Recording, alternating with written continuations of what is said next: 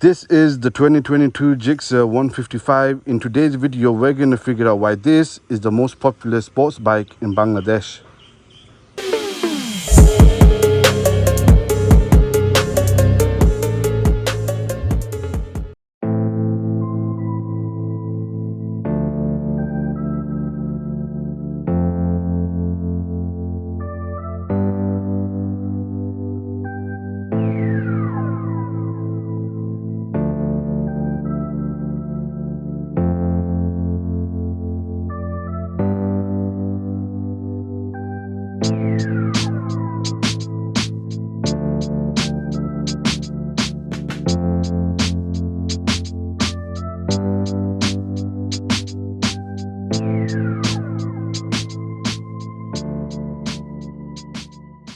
Suzuki Motorcycles, a division of the Japanese company Suzuki Motor Corporation, has been producing motorcycles since 1952. Known for innovation, durability and performance, Suzuki has established a strong presence worldwide. From affordable commuter bikes to high-performance sport bikes, models like the Suzuki Hayabusa and GSX-R series are iconic in the sport bike segment, while commuter options like the Gixxer and Access scooter lines are popular for daily riding. Suzuki's reputation is built on engineering excellence and reliability, appealing to both beginners and seasoned riders around the globe.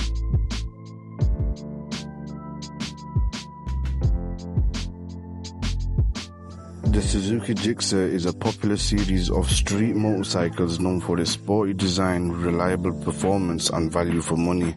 Launched in 2014, the Gixxer quickly gained popularity for combining Suzuki's racing DNA with an accessible price point for the commuter market. Equipped with a single-cylinder engine, the Gixxer offers a smooth power delivery, impressive fuel efficiency and agile handling, making it ideal for both city riding and occasional highway trips. The Gixxer series, including the standard Gixxer naked version and the Gixxer SF, which is a faired version, each offering distinct styling options.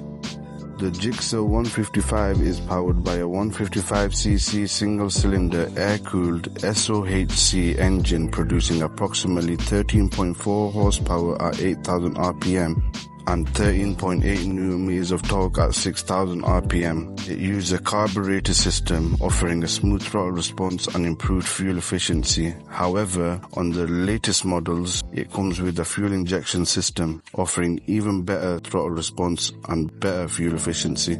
Paired with a 5-speed gearbox transmission which offers smooth and precise gear shifts, especially for urban commutes and light highway riding. On the brakes and suspension side of things, it comes with a front disc brake at 240mm and a rear drum brake at 150mm. However, some variants may offer rear disc brakes.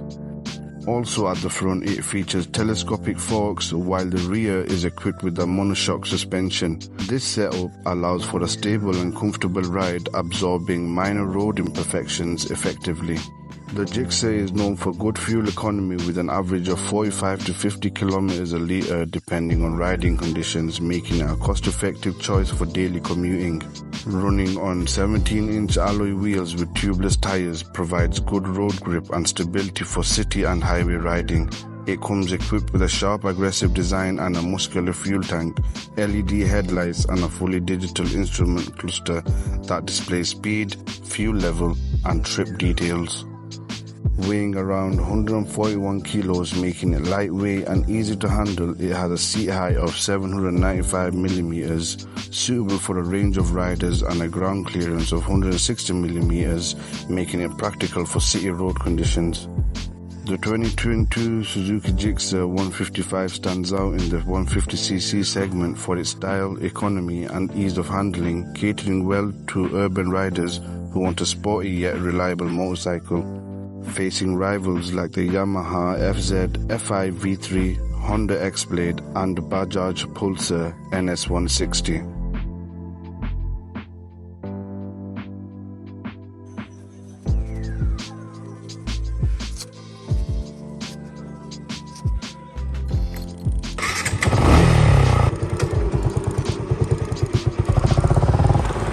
Alright, Let's get into what it's like to drive this bike, well, ride this bike. First of all, the bike is quite loud. It might be because the owner must have done something with the exhaust, which has increased its loudness. Sitting on this bike it is pretty high compared to the other contenders in its market, in its segment. It's got a nice handlebar setup. You don't really need to stretch out too forward like the Gixxer SF, because if you've seen that bike, that's more than a sports bike bias bike.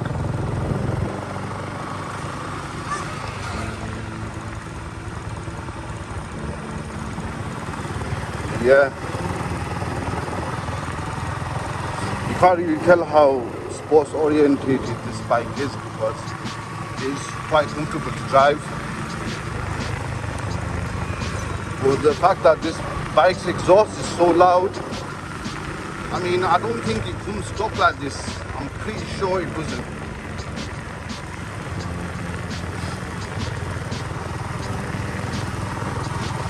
Over the bumps, this bike is beautiful.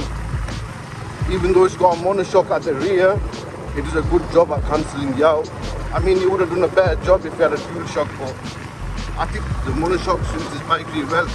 It would have been more better if you had the USD forks at the front, but it's doing its job.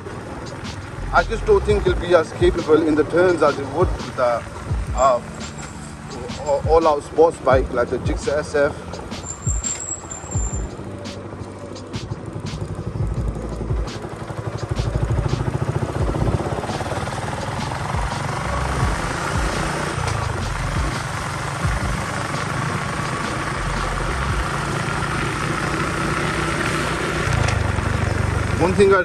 One thing I noticed is that the bike is really, how do I say this? It's a very sharp bike. It's agile. When you want it to turn, it will turn, and it won't struggle in the turns. I'll tell you that now. But however, when you go into the sharp, high-speed corners, that's where it may struggle because taking into the suspension factor of things, it's not got the USD forks. It's got the right way up forks, and they're mainly for everyday road use and not the sports side of it. They're not on the sports side of things. Another thing I like about this bike is this muscular fuel tank. This fuel tank really gives this bike its presence.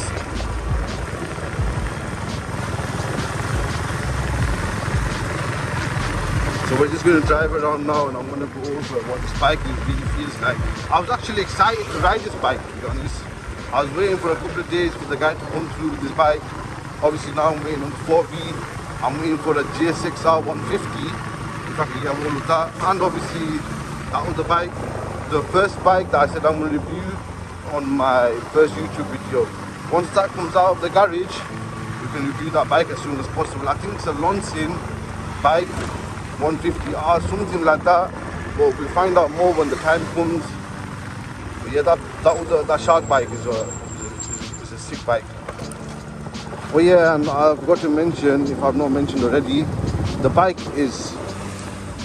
it takes these bumps at ease.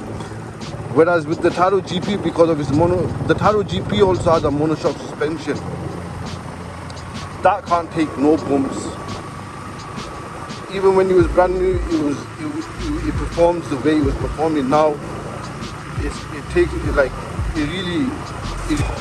You can feel the bike asking you to stop going over these bumps.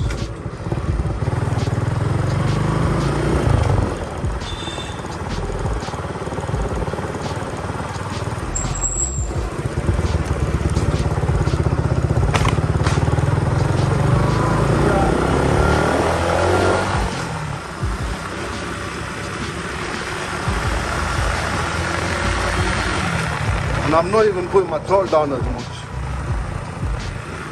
And it picks up quite quick.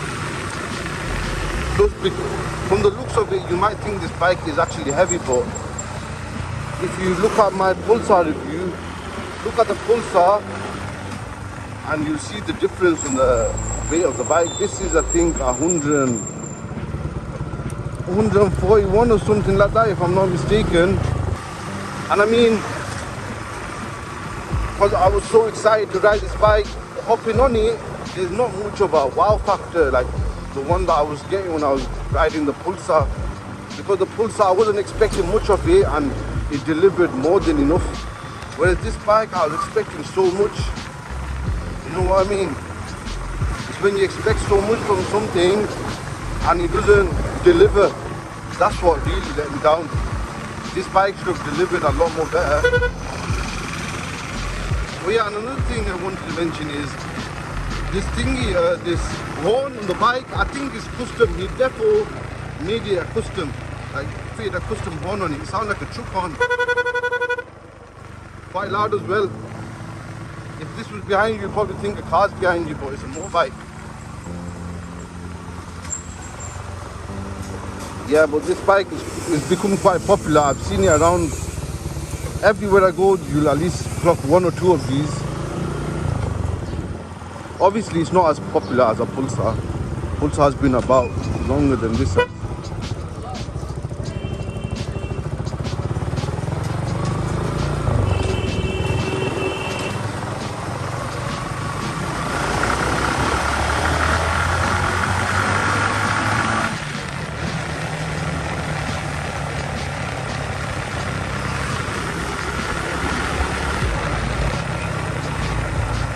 I found this view out a few days ago. I think this view is quite scenic. Whereas with these routes that I'm showing you in Bangladesh, it's one of those things where the camera just doesn't do enough justice.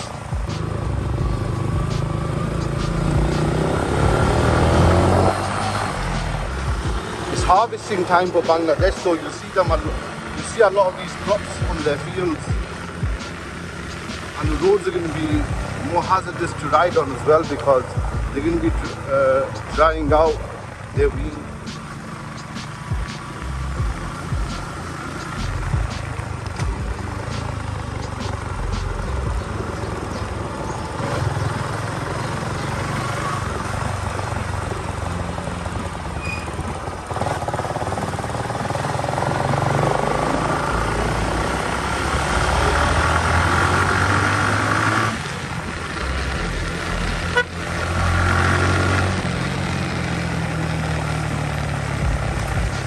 Yeah, I mean it has got a good power delivery, but I can't really compare the Pulsar to this. But the Pulsar just feels a lot more.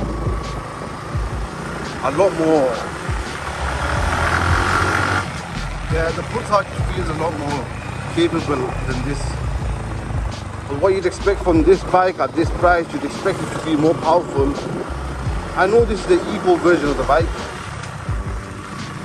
Still, for a 155cc engine, this should have really blown your socks off compared to the other bikes. The brakes are fairly good. I wouldn't say that there's anything wrong with the brakes. The seat is comfy. The ride is really comfy like this. I can't say anything about that. The ride is absolutely comfy. The handlebar placements are wow. And you do get a bit of confidence with the bike. Whereas if it was something like the Igniter, I know it's light and whatnot, and it's a complete different part of a different segment than this bike.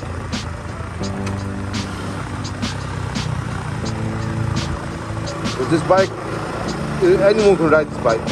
From a beginner rider to expert riders, anyone can ride this bike.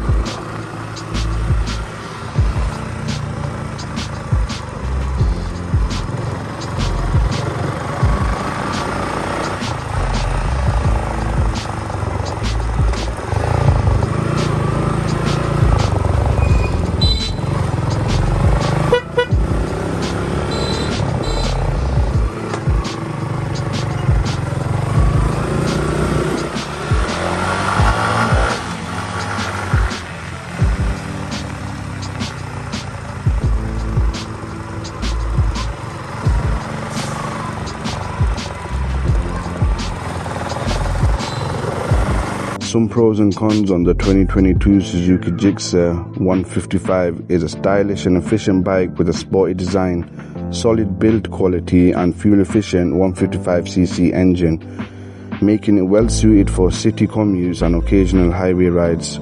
It offers comfortable ergonomics and responsive handling, appealing to daily riders. However, its power output and top speed may feel limiting for those seeking higher performance, and the base model lacks a rear disc brake, which could impact braking confidence. Additionally, the LCD display can be difficult to read in bright sunlight, and the price may feel high compared to competitors offering similar specs. Overall, it's a well-rounded choice, though not without its minor drawbacks. In conclusion, the Gixxer is a well-rounded choice with a sporty design and reliable performance. Though it doesn't necessarily excel in any area compared to its competitors, it's best suited for riders seeking a stylish, fuel-efficient bike for everyday use, with a touch of sportiness. So for that, I think this bike gets a reasonable 5 out of 10, only because it's costly compared to its contenders and lacks the wow factor that you'd expect from it. So that's it for today, my peeps. If you enjoyed this video, please do give it a thumbs up, and if you're new to the channel, please subscribe, because I will be coming up with new videos every 1-2 days. It's not always going to be reviews, there might be some vlogs, there might be quick how-tos and help you out with your daily motorcycle lifestyle, and it'll also help me create better quality content for you guys in the near future, as I hope to see you guys on the next ride.